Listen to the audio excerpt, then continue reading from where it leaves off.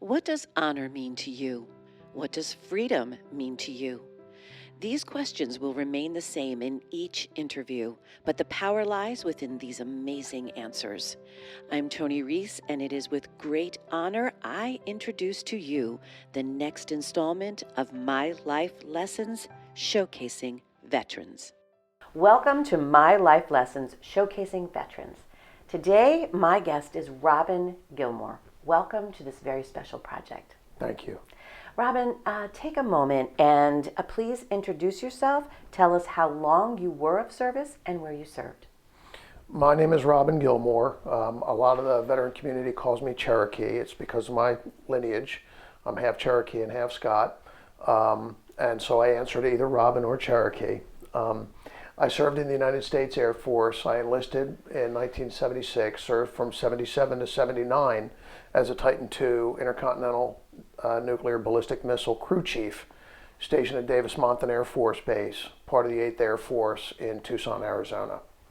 After that, I served some inactive reserve and got accustomed to civilian life. Who was your inspiration during your time of service and why?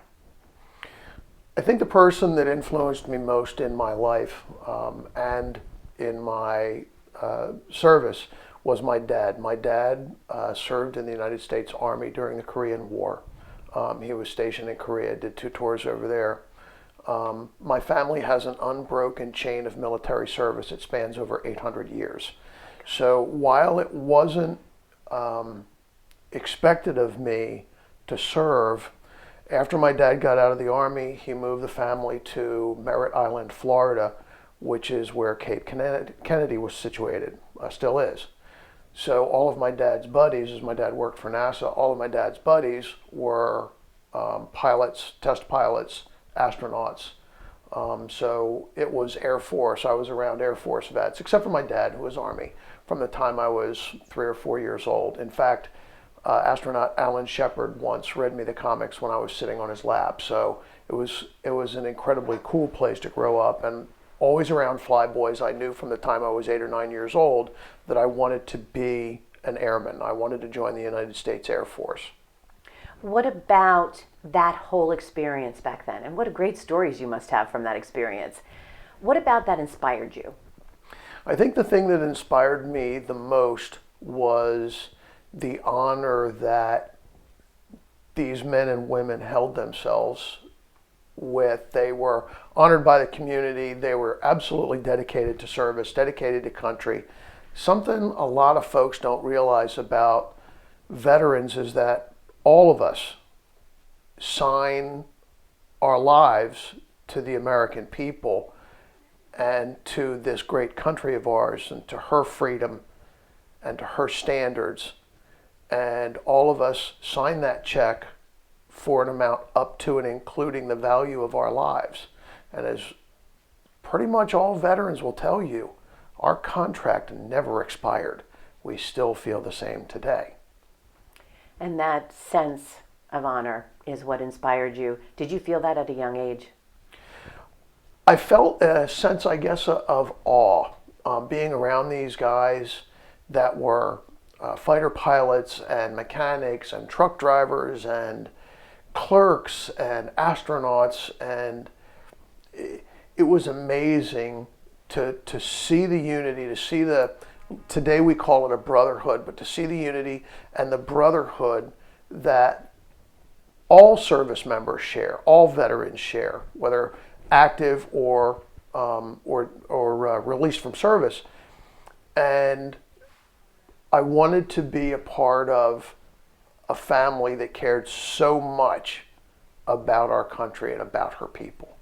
What was the greatest life lesson then that you took away from that experience while you were in service?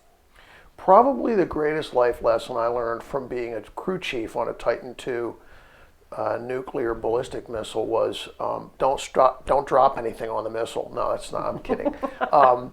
Was adherence to duty. You have a mission, you focus on the mission, you put everything else second, you do the mission first. So dedication to mission, dedication to service, dedication to your fellow veterans. that's probably the greatest life lesson I've learned. The lessons are innumerable, as anybody who's ever worn the uniform will tell you, and that includes firemen and policemen. You learn something new pretty much every day. And all of those lessons that you learn on a daily basis, sometimes minute by minute basis, become so valuable to you because they literally can save your buddy's life, your unit's life, or your life. And there's nothing so valuable as being in a service, whether it's military, police, or firefighters, whose main job is to save lives. How have you taken that lesson and applied it into your life after service? I've tried to apply the military life lessons to my civilian life. It's interesting. 25 or so years ago, I owned a large production house in Chester County, television film production house. And I totally rehabbed the entire place. I said, that's it, tear everything out. We're going to start from scratch. One of my clients came in the next week after we had new walls, new paint, new floor, new furniture, new everything. And he goes, and I never talked about being in the service, you just don't. And he goes, were you in the Air Force? I'm like, yeah, why would you ask such a thing? He says, everything around you, your cars, your house, your everything, it's all blue and gray. How could you hide it? And I looked around, the corporate logo was blue and gray, everything was blue and gray. And I decided then that it wasn't enough to have it inside of me. I wanted it outside of me also. And so I started volunteering to help other vets that didn't have it as good as I did. And that's something that I really think is important for all veterans. You came home. We all came home. Now it's time to give back to those folks who weren't as fortunate as us, for those folks who didn't make it back complete or didn't make it back at all. So we owe it to them, we owe it to their families to do everything we can. To wit, I'm a member of an organization called the Veterans Coalition of Pennsylvania. The Veterans Coalition of Pennsylvania is a not-for-profit that services service members, veterans, and their families with needs that sometimes they just flat out can't afford, whether it's help with fixing a car, learning how to write a resume, learning computer skills, or just getting food, clothing, boots, or somebody to talk to. That's what I do, that's what they do, that's what I want to do with the rest of my life. I finally have something to live for, it's helping other vets. One of the questions for the project is, how did your service and experiences affect your life? And I think you've just eloquently described so that not only were you of service while serving, but your life has become of service after service. That's what I'm hearing you tell me. Thank you. I'm glad you see that. One of the things that I bump into a lot is when people introduce themselves to me and say, you know, thank you for your service or whatever, and then they say, I wasn't able to serve. And I always go, stop right there. If you are serving today's veteran, then you are doing something far more honorable than any of us ever did. We served the United States government in a lot of ways. We wanted to serve the American people. But if you're serving today's veterans, it's an honor that I only aspire to. Well, what does honor mean to you? 5 little letters. Honor is an enormous word. Honor means doing what you say you're going to do. Choosing the right path all the time. We all have choices. We all get to make choices. It's one of the most beautiful things about being an American is you're able to make choices. At every step, there's a fork in the road.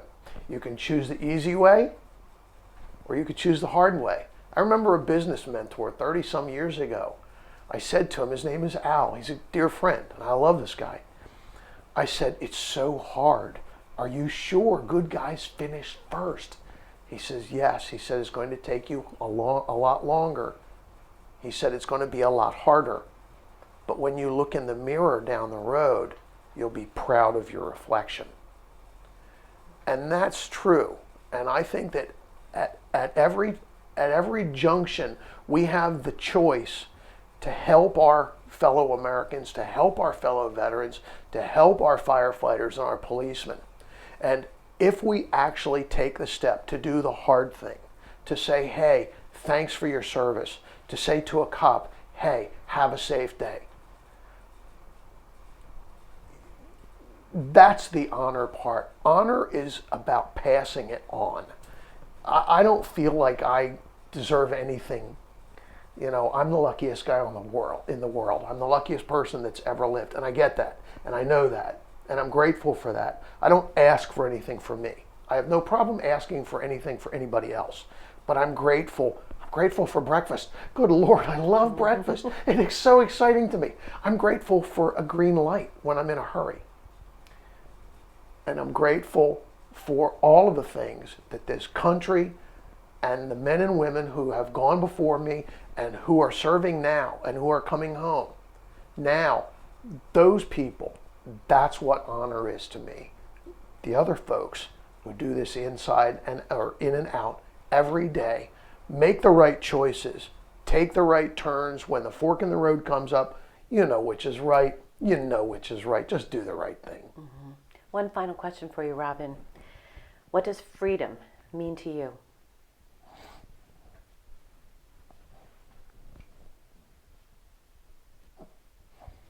Freedom is probably the biggest word that this language has ever come up with. Freedom doesn't mean the capacity to go and buy a burger, but that's part of it. Freedom doesn't mean the ability to go buy an automobile or engage in sports or salute the flag or not salute the flag.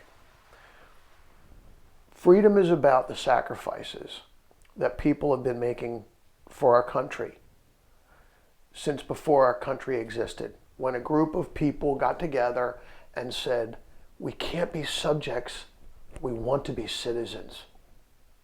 We don't want to be owned by a ruler, by an emperor, by a king or queen.